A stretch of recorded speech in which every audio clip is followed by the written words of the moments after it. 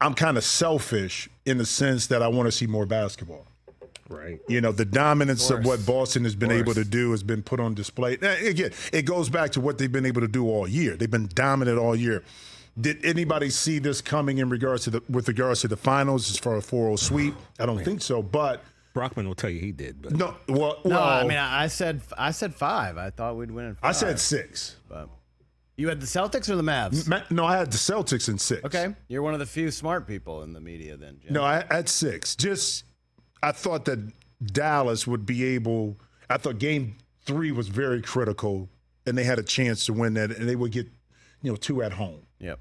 I didn't think they would be able to win on the road, but at home, I thought maybe they would be able to take care of it. It's not over. Right. No, definitely not. But we're creeping towards that being over, And it's interesting, too, because it's been a lot of talk, last couple of days coming off of Game 3 about Luka and his performance or lack thereof on the defensive end of the court, which has been something that has plagued him and the Mavericks, since he's gotten into the league. And, he had a press conference. He kind of addressed that issue, kind of issued an apology not only to his teammates, to the organization, fans, and stuff like that. I think we have that press conference, too, that we can roll a little bit and kind of talk about this and dig into a little bit more of Luka's mindset as we enter into Game 4.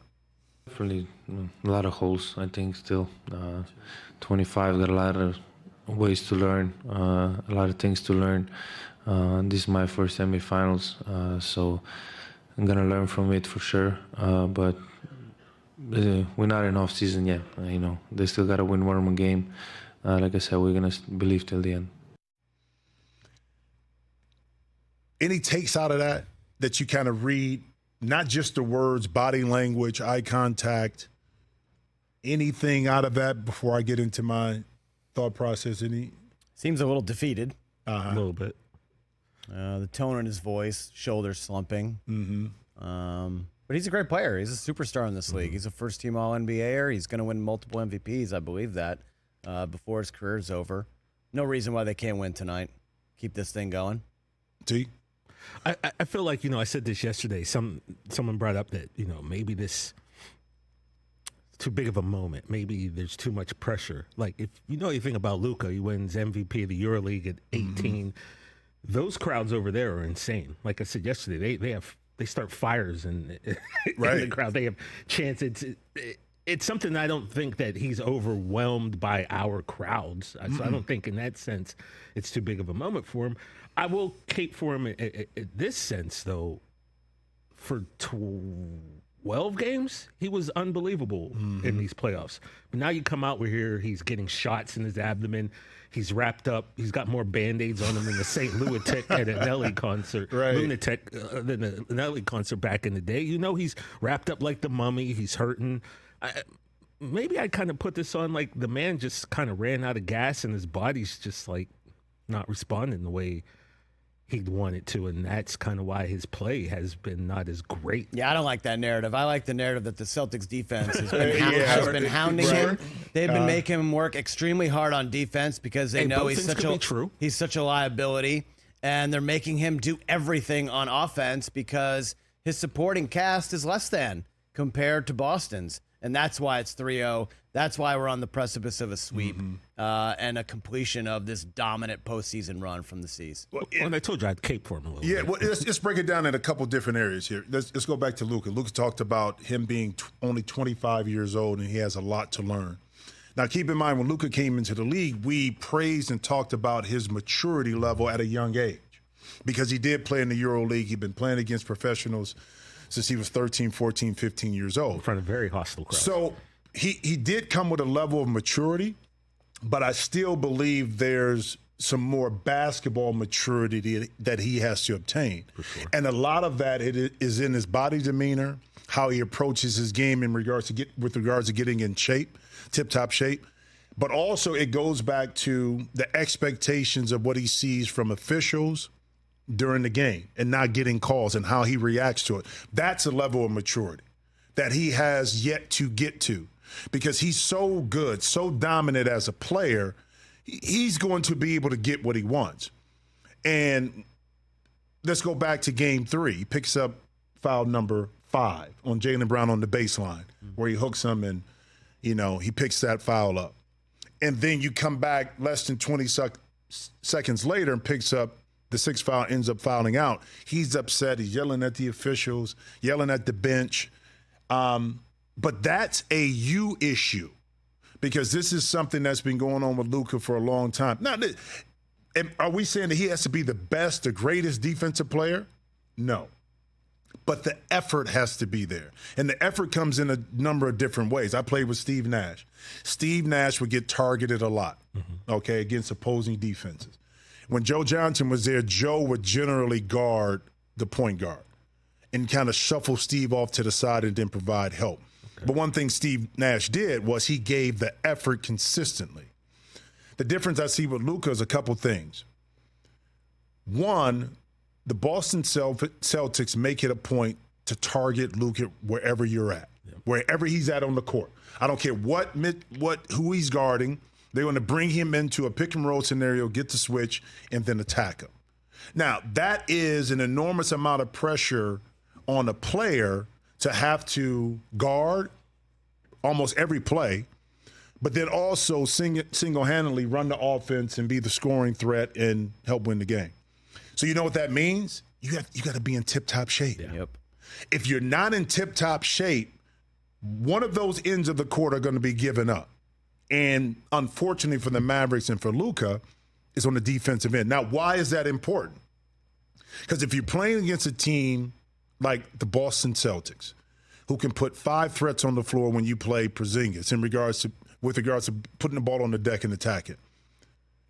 Unlike Minnesota, where it was Mike Conley at times, definitely, Anthony Edwards was able to beat you off the dribble. But once the ball got out of their hands, Nickeil Alexander-Walker, McDaniels, they weren't threats to come back at you and drive. The Celtics, come here, Luka, put you in pick and roll. We blow by you. You help. We kick it. You close out. Celtics drive the closeout. Another help scenario. Boom, swing it to the corner. Open shot. Okay, let's say they don't hit it. Guess what? They got an opportunity for an offensive rebound because the Mavericks haven't been able to match up fully because they've been in rotation. That's the result of getting blown by on that initial thrust up top by Luka. And he has to internalize that and see that on film and say, I got to do better. Now, he's been saying that.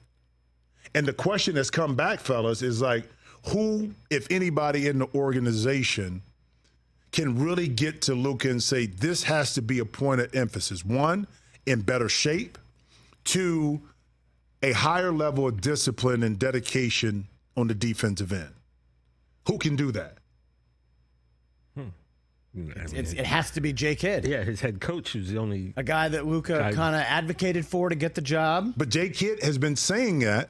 He said it in press conferences before that Luka has to be better. I'm sure they've had conversations watching film.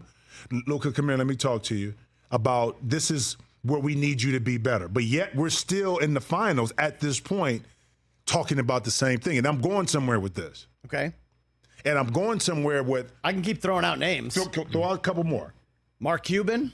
Okay. The most important man in the organization, even though he's not the majority governor anymore. Right. Dirk, maybe you're the franchise's all-time greatest player. Nico Harrison.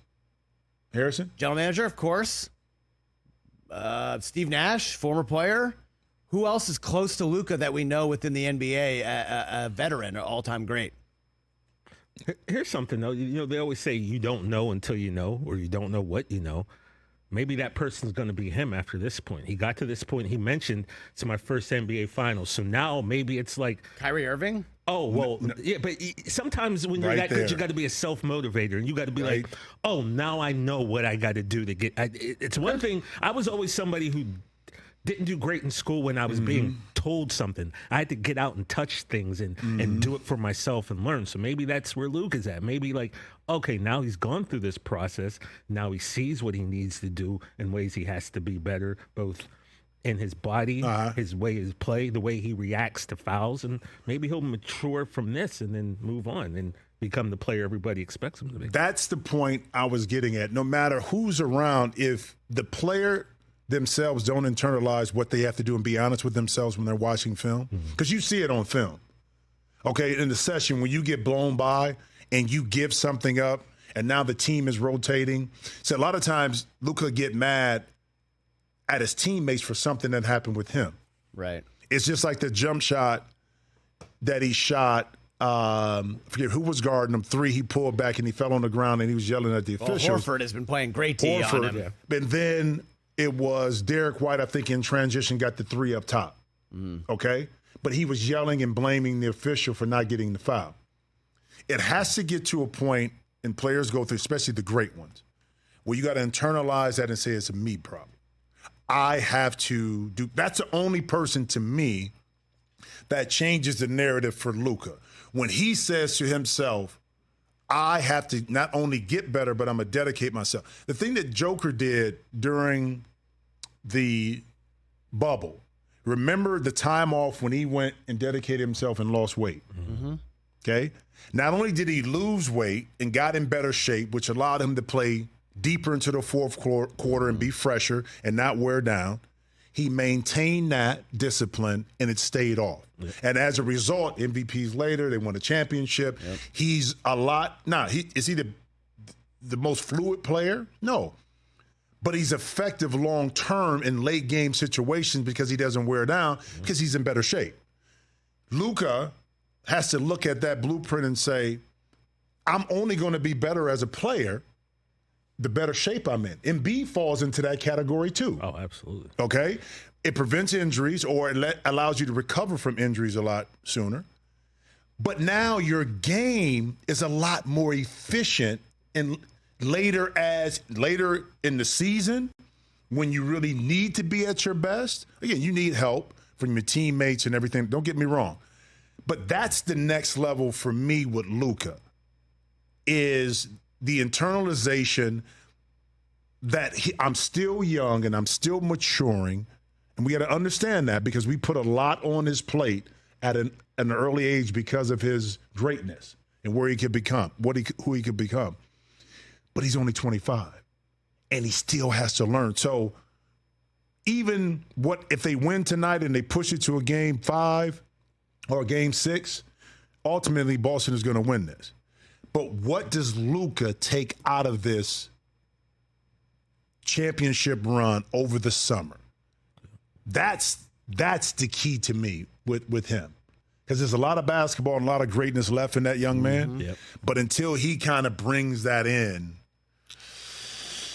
the Mavericks are going to be in a situation where they're always going to have to cover up for his mistakes or lack of effort, especially on the defensive end of the court.